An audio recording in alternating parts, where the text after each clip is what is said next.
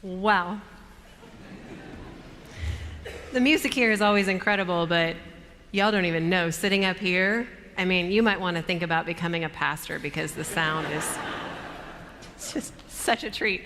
I was greeted with very different sounds several years ago when I was getting, as usual, my children ready to go to school, my girls. What my daughter Leah was filling the air with was, "Ow, my hair is so tangled, you're hurting me." It's like, peace, it's okay. It's fine. I'll turn to Anna. "Mom, my socks are pinching me. I don't know." Like, okay, the sounds of this day are not great. Then we sat down at breakfast. Ew, these are so runny. I was like, you know what? In a few short minutes, feels like you're going to be at school. Anybody excited for that? Mom's excited for that. But before we had gotten to school, the day started sounding a whole lot worse. Something set my daughter Leah off. This could happen to her as a child. It could have been that Anna kind of poked her. It could have been that a little bird outside looked just a bit too chipper, and she wasn't going for it. But what had been a whiny morning full of complaining, just like that, turned into a full-on meltdown. And I'm sure you parent angel children and grandchildren, and you've never had this happen. And so let me describe it to you, okay? Just so you can know what it's like. She started screaming. She was okay, everyone. She was okay, but she had just had it. She was screaming, and to punctuate the screams, she gave my chair a kick every time she screamed. Now, believe it or not, I had a spiritual moment this morning, but we're gonna have to wait for it just a little bit longer because my cup was about to runneth over. And so I still had a little bit of patience left, and I said, "Leah, use your words, honey. Take deep breaths, honey." She took a deep breath, and then guess what she did? Kick, kick, kick. I was like, you know what could help, honey? Happy music. This is your favorite radio station. Let's turn on, let's all sing along to Anna. Can we sing along to this song? Can we sing along to it? So we're trying to sing along to the song, and Leah's just screaming. She even tried to scream louder to drown out the happy music. And I thought, oh yeah, Leah? Oh yeah?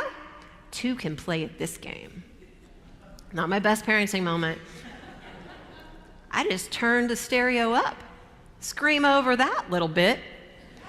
And she was like, "Game on, Mom." So she screamed louder, and I turned the radio up louder, and she screamed louder, and I'm trying to sing along to be like, we're happy, we're happy. We were this boom car of sound and screaming.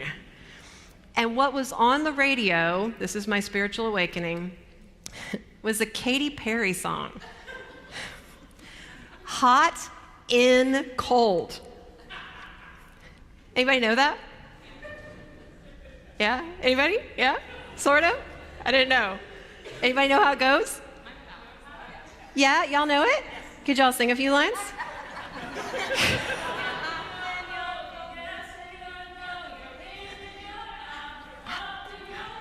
Boom, they got it. So I'm singing along, trying to be like, we're happy.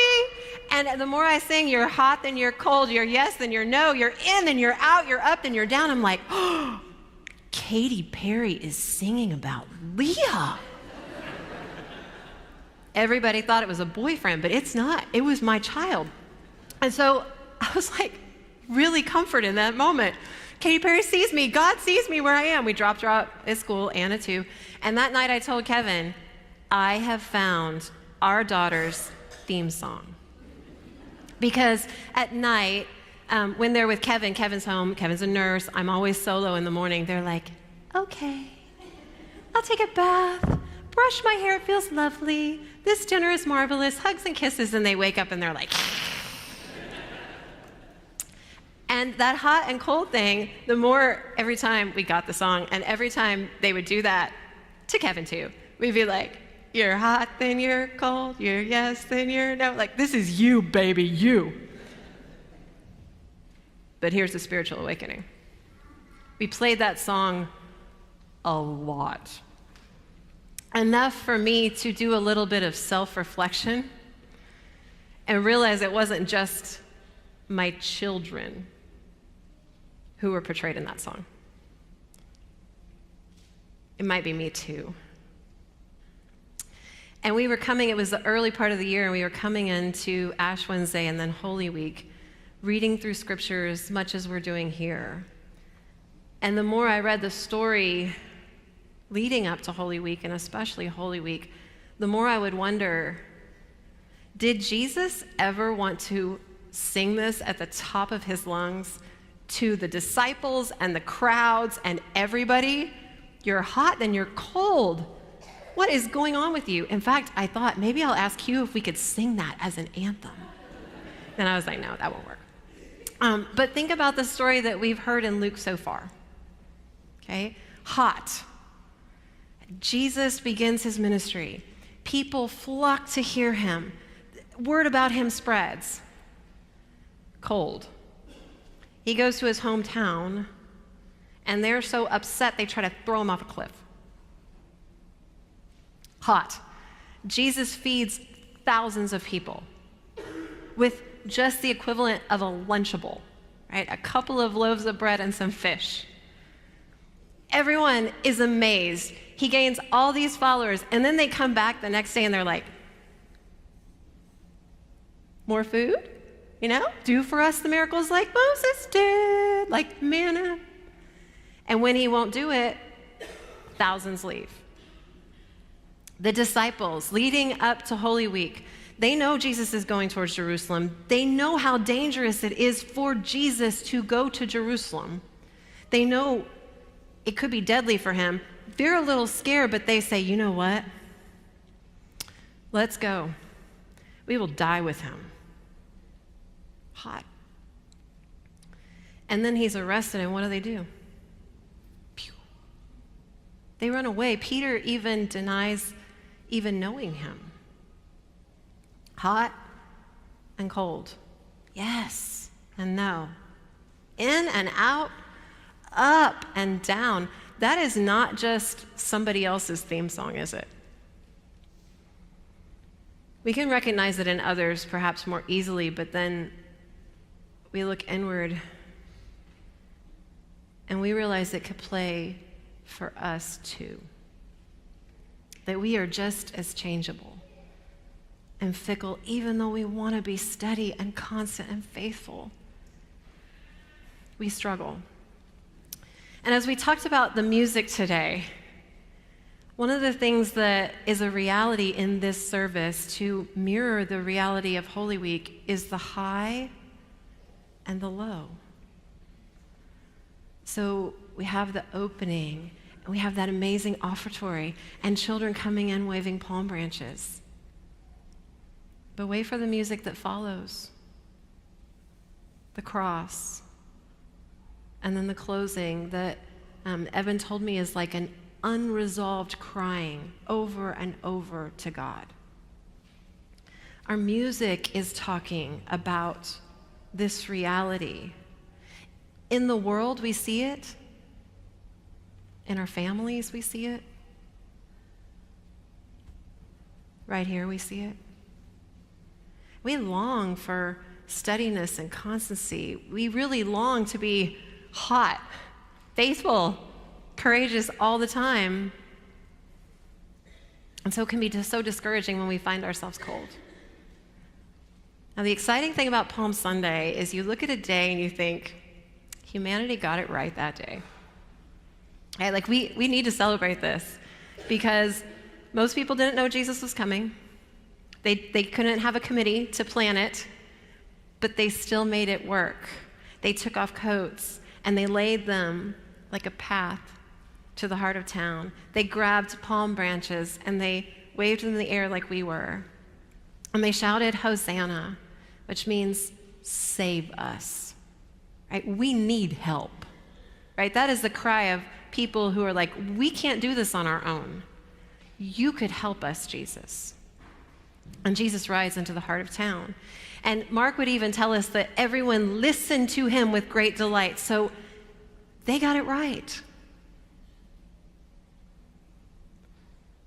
But as the days go on, just a few short days later, those same people who had cried, Hosanna,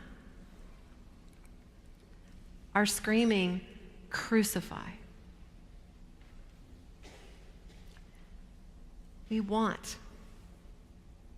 the hot, we want the faith, we want to be constant and get it right. But this week reminds us of how far we are from that. And we can find ourselves asking, is there hope? Is there help for this in the world, for this in my family? Is there hope? Is there help? And we can be tempted to say what we need to do is figure out a way to be up here all the time. That's not the message. That's not the message of Palm Sunday. The message of Palm Sunday is to help us in a turbulent world with changeable hearts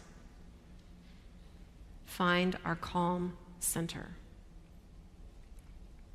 If you've ever been on a boat being tossed around or in a car going over some of those hills, maybe somebody told you if you were starting to feel sick, look at the horizon.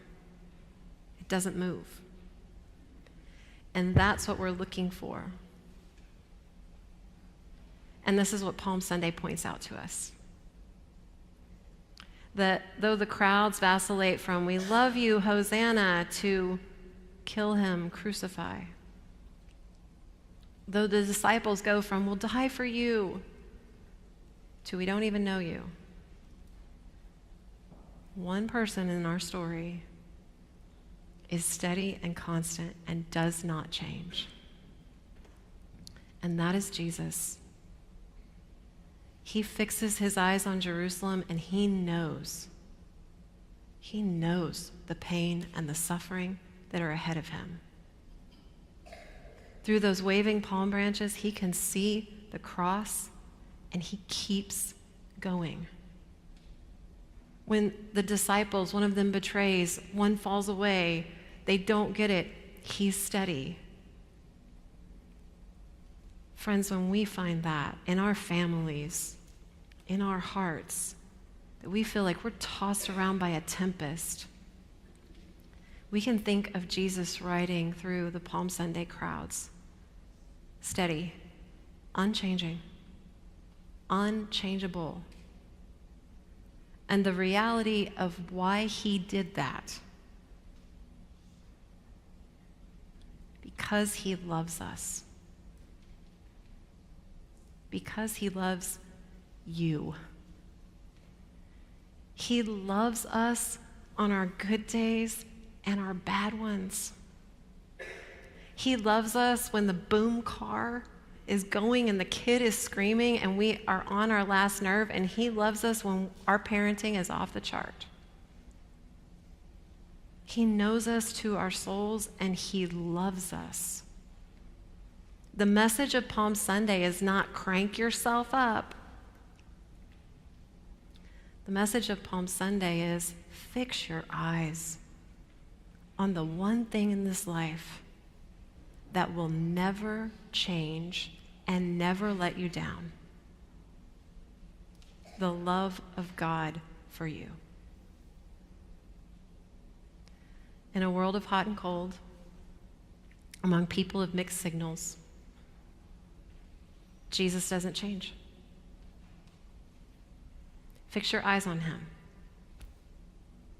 Let your love be that grounding center, that calm constant in your heart. That is the good news of Palm Sunday.